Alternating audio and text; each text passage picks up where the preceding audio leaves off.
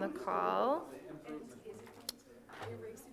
At your seats, we have a printout of the attached document that was on board docs for the workshop. This is a budget projection that will help us understand the impact of delaying addressing the deficits in favor of these referendum this referendum question. Dr. Engel, do you want to talk a little bit about this?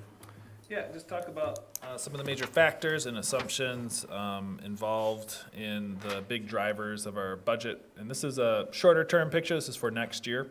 And this is something that Ms. Sprang does every year and provides a big rocks picture to the board. It's been something that's been going on for years and years and years in the school district. So we identify the revenue limit as increasing under the state law for the second year of the biennium, but we also anticipate declining enrollment. ESSER funding is ceasing after this school year, and so as a result, we'll lose some revenue as a result of that. And then our referendum dollars increase slightly over the prior year, and the capital investments we had made in our middle schools this year with some of those referendum dollars will cease for next year and continue to fund some of our operating expenses. On the expense side, we're anticipating a 3% increase in wages, including steps. On the health insurance side, we're expecting an increase, however, not nearly as bad as we had thought, but it would take mitigating that cost increase through some plan changes, which we're evaluating with our committee right now. We're currently projecting about a 6% increase. And then we have certain costs that increase no matter what we do, utilities and transportation costs that are tied into contracts and external partners. The result is a net deficit, and I'll let Ms. Sprang talk through the backside before we talk about how we might balance our budget, if that's all right. Sure.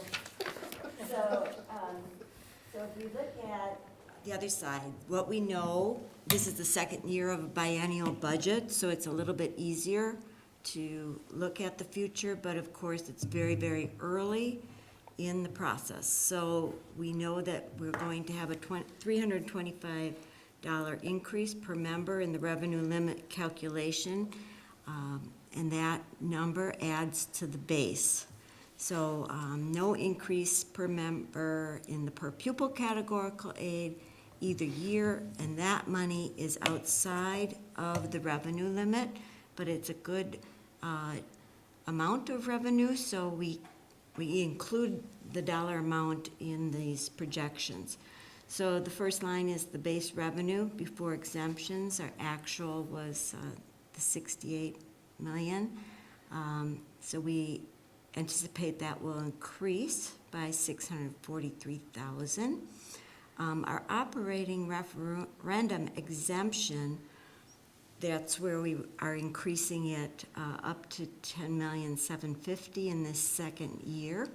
So there's the additional 325,000. So our revenue limit change without anything else within the revenue limit is an additional $968,000.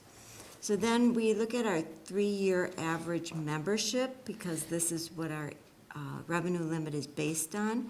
And with our projection of losing 117 FTE, that would be a loss of $86,000. We also... I can ask a question Sure. on the 3-year average membership. Just for clarity for our community, the 3-year average membership allows us to soften the blow of losses of students and spreads it over 3 years as opposed to impacting us immediately when we have that loss. Is that correct? Absolutely correct. Mm-hmm. So then, Dr. Engel had talked about the ESSER funding that we will no longer have for the success coaches. This cost was part of our operating referendum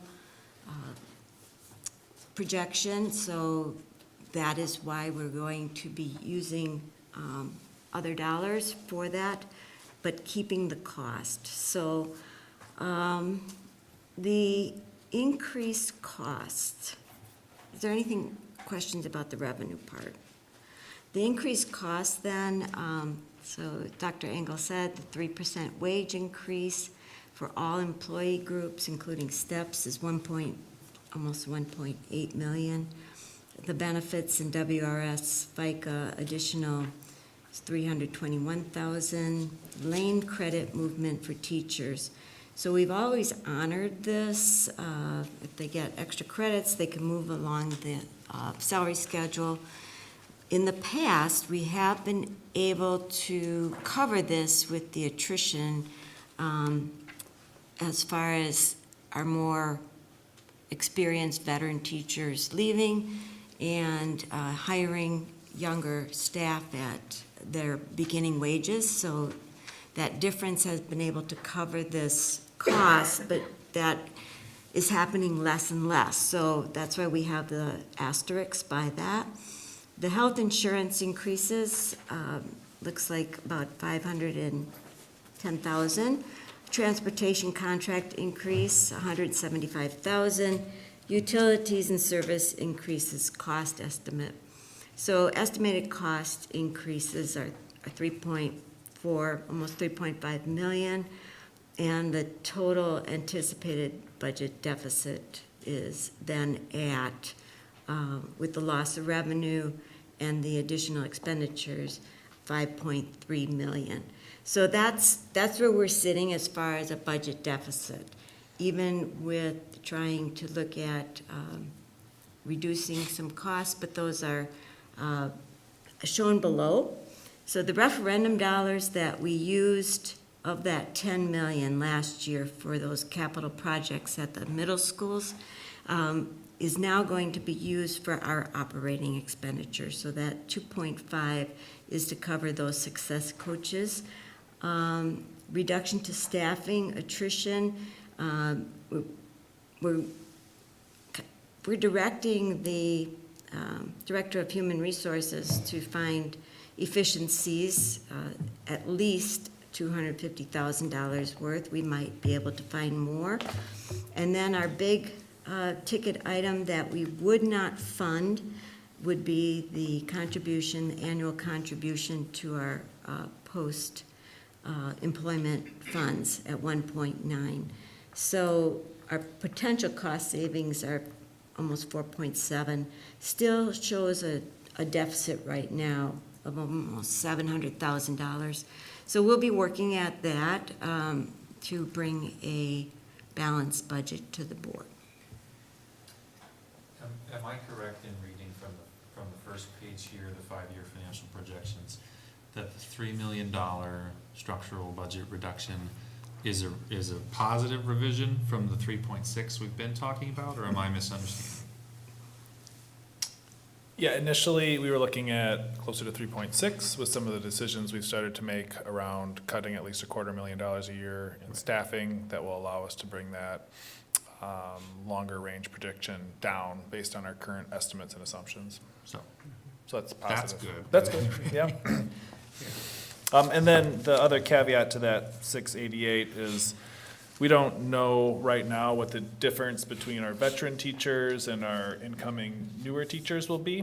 Historically, like we've said, that has been able to cover the cost of lanes, but since we've been using attrition so heavily to reduce our workforce over the last 4 years, we haven't been rehiring folks, and we've had to capture all of those departures as savings as opposed to the difference between them as savings. And so that opportunity when we're reducing staff is more limited.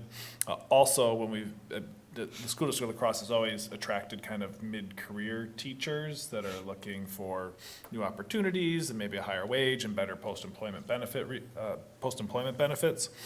And so the difference between our veterans leaving and our incoming teachers is also sometimes closing a little bit because we're getting folks that it's not exactly individual negotiations, but Act 10 opened up a lot of things for teachers, and we're finding it hard to, attract people at the low end of the salary that they might have done 15 years ago. Now we have to be more competitive with our peers in terms of salary that we offer. And so that gap is closing, but some portion of that will certainly still offset the remaining deficit, and we'll continue to work to find opportunities as we move forward throughout the next, 3, 4, 5, 6 months. And we'll present a balanced budget come August, September. How many staff are you kind of projecting in the 250,000? So what, are you looking to cut any programs or add any new programs? It's about 4 to 5 staff members. If you're looking at an average teacher, like $60,000 salary benefits for like a new teacher. And so that's typically who we would not rehire, in this process. We go through our staffing process every year in February and identify, anticipated needs for curricular areas at the high schools, classroom needs at the elementary and middle. The declining enrollment has mostly been hitting our elementary and middle schools over the last decade, but it's starting to get into our high schools, and we're seeing potential decreased need for some content area teachers at that level at this point, and still maintaining our class sizes as they were, and the same thing at the elementary level. We're always reassessing there. That said, we have some schools that have significant needs and need new staff potentially. And so we're talking about net changes of that 4 to 5. There may be some minor restructures, new opportunities, folks shifted and moved. And so that's our. Like, are we looking to lose any programs like French last year, or looking to add any new programs like the FFA this year? I don't believe so. I think it's pretty much status quo from this school year. So the 250 is, so teachers with wage and fringe is about 50 to 60,000? About $60,000, $45,000. With wage and fringe, Yep. Maybe. for average teacher, or for, this is for attrition, so this would be a retiring staff person. It's not necessarily teachers either. Right. Oh, yeah, well, that's what he said, so. Yeah, No, so it's staff. if I use the primary employee as a teacher, and so it's about, so the cost of not replacing somebody is about $60,000 at the teacher level. So that's what we anticipate as savings, because the folks that aren't coming are new teachers, typically. But, if we think about other areas, we don't anticipate, we've substantially reduced custodians over the years with other consolidations and things. We've been eliminating kind of float positions there over time. AAs, TAs, we can't staff the TAs that we have listed. We need more. AAs, we don't anticipate any reductions. Food service is a separate account, but they're staffed about as efficiently as they could possibly be at this point. Remind me where the information is on the savings for this consolidation. So if somebody in the public came up to me and said, how are you gonna save this money, where would I find that again? It'll be on our website, and, oh gosh, let me see.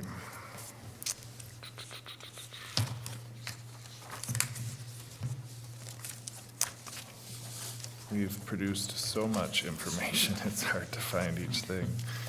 I'll find that and see if I can get it to you by the end of this meeting. Because I've had people also ask about, did we actually see all the savings from Lincoln that we said we were going to? And I know that there was an addition of some staff, so I'm unable to answer that question for people. So I just, that's not for this discussion, so I don't want to bring that up, but I just want to be able to, when we talk about having to close because we have to, yeah, so what does that mean? Like, where am I gonna get the savings of 1.6 million? What will we be doing less? Like, there'll be a less custodian, a less secretary, but how does that add up to 1.6 million?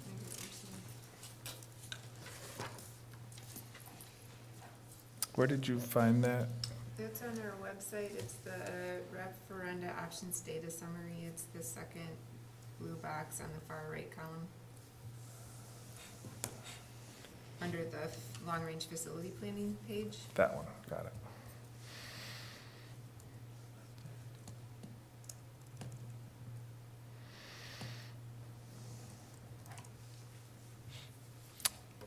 I'm in the wrong spot.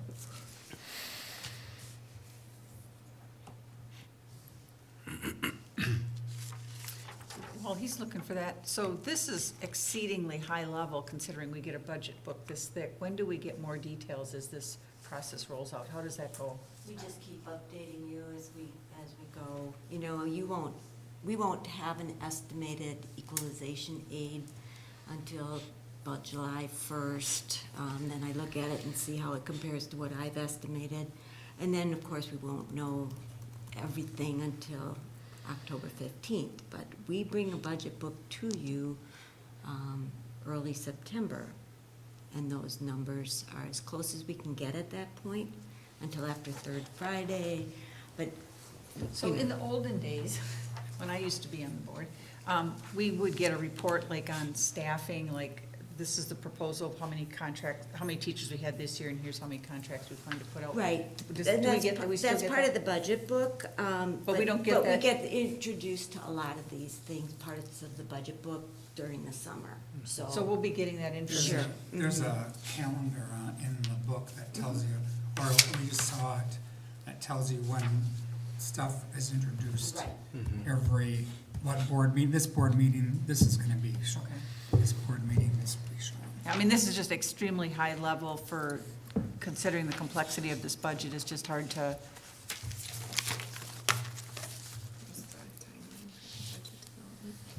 Yeah, GC 60, I believe, is our annual work plan, which talks about budget and when we discuss each part of the budget. so administrative goals. Okay, it's just the superintendent. Base salary options. Okay, Katie, which document did you reference before Oh, this- from the website? but this is all, It's like, from- some of this used to come to the board, and now I see it's just going to staff, so we aren't seeing that until it gets in the book. No, Long it range goes to the facility board. plan. It goes to the board too. Those are the dates it goes to the board, there's a column.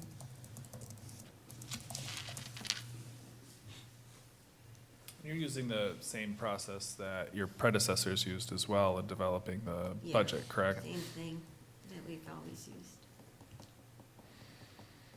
Okay, thank you. What's CPI right now? 4.12%. 1.2? 4.12. I was gonna say 1.2 would be great, but I figured it was higher.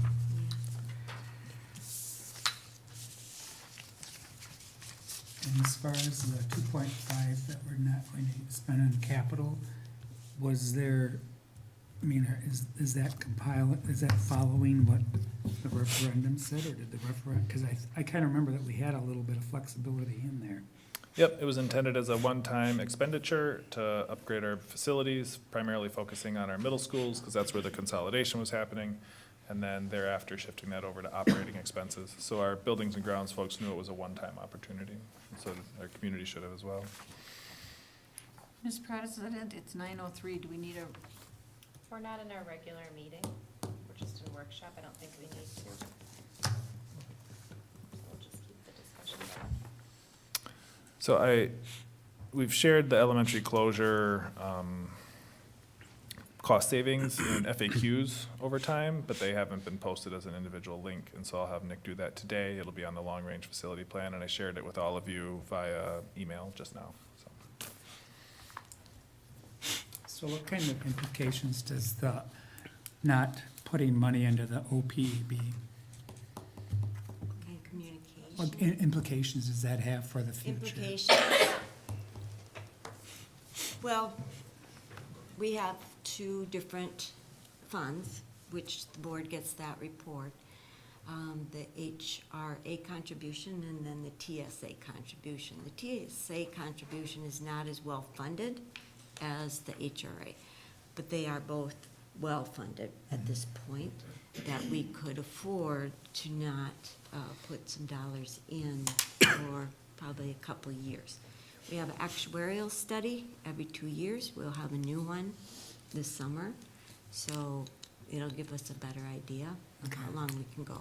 Long-term, we'll end up shifting to pay-as-you-go if we don't have a fund balance. And so then each year, the amount of money that we have to pay out is variable and can impact our budget in ways that we don't have flexibility to adjust to.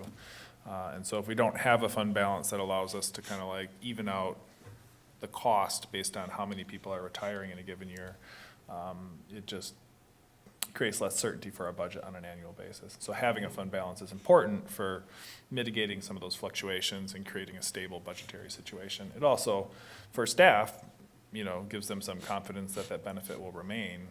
Once that fund balance is gone, it's a vote of the board to end it, period.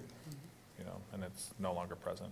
So I think there's a message sent to staff too in terms of attrition and traction by having a fund balance and continuing to maintain that.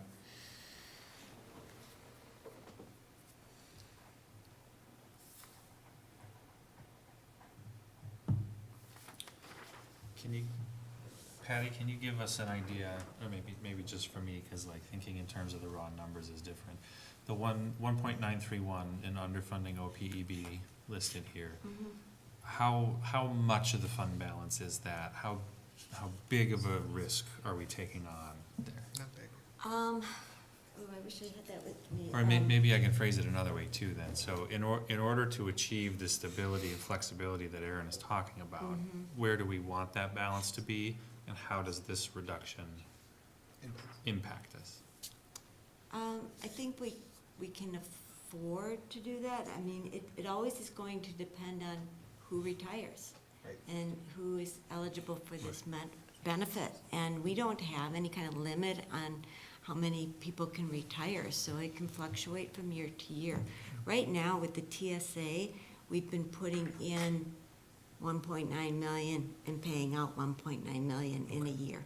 So that one is almost, we're not getting ahead in that fund balance, but the HRA portion, we've reduced that benefit over the years, so that one will be able to be sustainable for a while.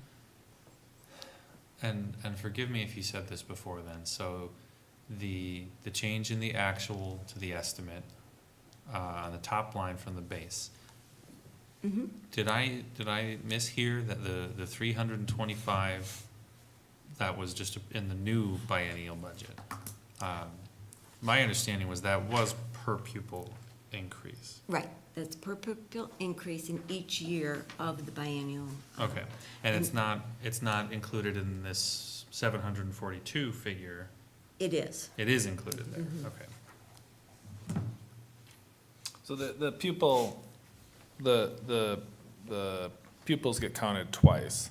The first time in this calculation, the first is in the base revenue, which is where the 325 comes in per pupil. That allows us to figure out how much money we kind of have base. And then the state legislature was funding schools a little bit differently by giving every school the same amount as opposed to through the aid formula where the 325 is. So that 742 is on a per pupil basis regardless of the economics or like how your school's organized, right? Which is what the aid formula takes into account. And so we calculate that separately there as just kind of a raw, we can easily calculate what that looks like. The base revenue, while we know that there's a 325 increase in the revenue limit calculation, there's a complicated formula that kind of gets into some of those things, and so. And that difference with the base revenue from year to year, that 325 per pupil in this current year's revenue limit becomes part of the base going forward. That's why you always want the government to give us the per pupil increase within the revenue limit because it increases our base. Whereas the per pupil adjustment, that is outside of the revenue limit. And that's why we've been hurt for That's so why many we've been hurt. years of getting zero base revenue. Correct. On the success coaches, I understood at our last board meeting that those were funded by what is the former SAGE funding. That- When I asked that question, you said, yes, that's how they're funded, and now it says that they were funded by ESSER. I'm confused. Right. They were funded by ESSER. That was a misstatement. We fund our first to third grade teachers to keep the class size small, as you had anticipated. The ESSER funding paid for the success coaches in this last year.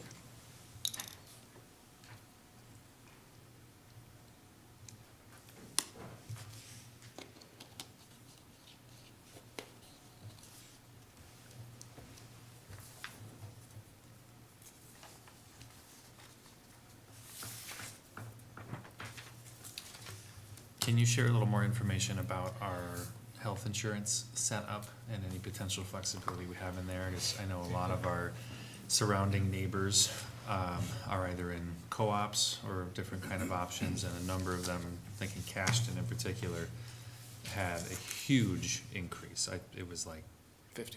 50%. I thought they had projected 70 at one point. Yeah, just sort of based on, and they're not alone in seeing high double-digit increases. Districts. Yeah, so our current health insurance plan is kind of a typical one. You know, you've got a deductible, max out of pocket, pay a premium. And our medical loss ratio has been substantially higher than kind of our peers in the area, as well as what you would want it to be. You know, you want the premiums that you pay to the insurance company to cover the costs of your health insurance plan, as well as the administrative fees that they have. And so if you're looking at kind of like an ideal spot, you know, from a health insurance company's perspective, about a 90% medical loss ratio is what they're looking for, and then about 10% of the cost is paid out for administrative fees. We've been running at like 120, 125% for the last 3 years. And so the insurance company that we've been working with has been losing money on us. Now, we're nominally self-funded through a large co-op, and so that cost has been distributed across our peers, but nobody wants a free rider in the market. And so our renewal rates we anticipated to be very high for our existing plan as it is.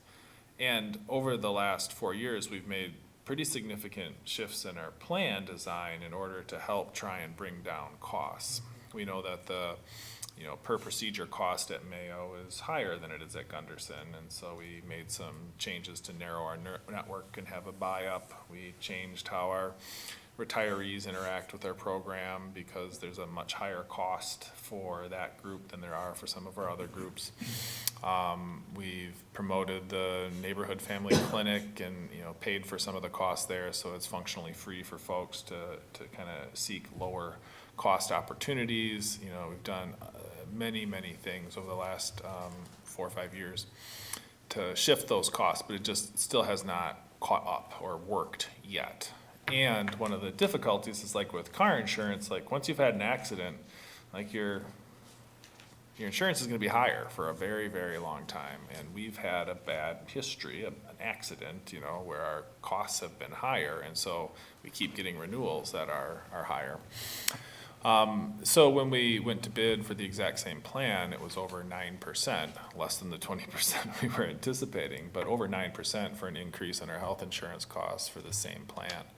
And, you know, for us to minimize our costs as the district, we would have to shift that onto our employees, which could have seen like a 25% increase then as a result, which we didn't think was acceptable.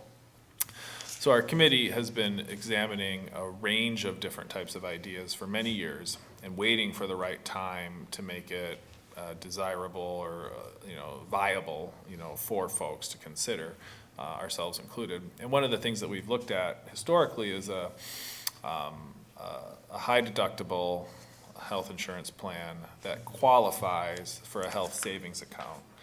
And the goal, if we were ever to transition to something like that, was that if we went to a higher deductible with the lowered cost of premiums for the school district, we'd be able to put a deposit in our employees' health savings accounts to offset that higher deductible, so that at the end of the day, it's as close to a wash as we can make it from the existing plan to the new plan.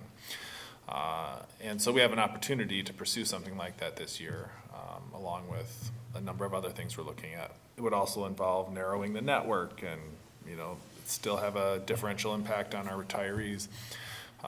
And so there's certainly drawbacks in considering a different health insurance plan, but we are really continue to be in a difficult place, and unless we take continued measures to shift that trajectory on our medical loss ratio, we're considered to hemorrhage money and pay health insurance companies instead of our staff. Can you offer choices? You can, but then your renewal rates look different because the adoption rate of something that's substantially different, like a high deductible plan, is not going to be seen as, as attractive as the status quo. And the folks that choose the traditional plan are the ones you want to move on to the new plan, because the financial benefits look a little bit different. You know, one involves a little more risk, one involves, I know Gunderson offers 3 options for employees. yeah, we're not really at a point where options are going to move the needle for us, and so we're looking at more wholesale change with a ton of education. Could you talk about the makeup of the wing committee? Yeah, Just because I don't know that everybody knows. yeah, so our wing committee has been meeting for years and years and years, and it has Since had. Act 10. Since Act 10, okay. 14 years. We have representation from all of our employee groups, and in the years that I've been here, we've come to consensus around what it is, you know, that we're looking to do with the health insurance plan and it's been a recommendation to administration from there. Do they select their own members? Yeah, we ask any and all to come. In fact, Kelly's our health coordinator, and she's always like, we would like more people to come. Do you still have a board representative on that group? We have historically with coherent governance, it kind of fell out just a little bit. Juan had attended for a number of years, but it has been less representation since coherent governance came into play. Not this year.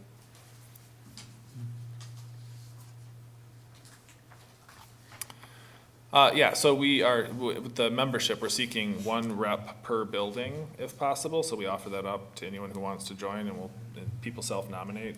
And then the membership that we try and curate is somebody from every employee group to ensure that there's representation across things. And the folks that we've had, many have been on for many years and are very knowledgeable and help explain stuff to the new people that show up about the history and, you know, what we've tried before historically. And our broker is very good, helps lead the process, and has done well by us in pushing health insurance companies and health systems to kind of give their best offers in this process. Yeah, when I've attended those meetings, I've appreciated the frank conversations and the ability of leaving your title at the door, and so everybody is equal in those conversations, no matter what employee group you represent. So that's why I wanted Dr. Engel to talk about the wing committee, because it is a very good group with very frank conversations, and in the end, they have come to consensus on how to move forward. It's a very selfless group. There's folks who have advocated for changes for the district that would not personally benefit them, you know, consistently over years, because they know that it's best for the whole. They've been very candid about like, hey, this is not the greatest plan for me. You know, I'll come out maybe neutral at best, but for others, it's a clear win, you know, and so it's been impressive to see folks think big picture in a very difficult personal situation.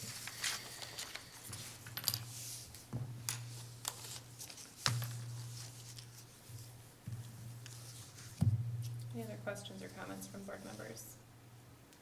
Conversation's kind of dying. Hearing none, so we can adjourn the workshop. If you do have any follow-up questions, feel free to email Dr. Engel, and we will work to answer your questions.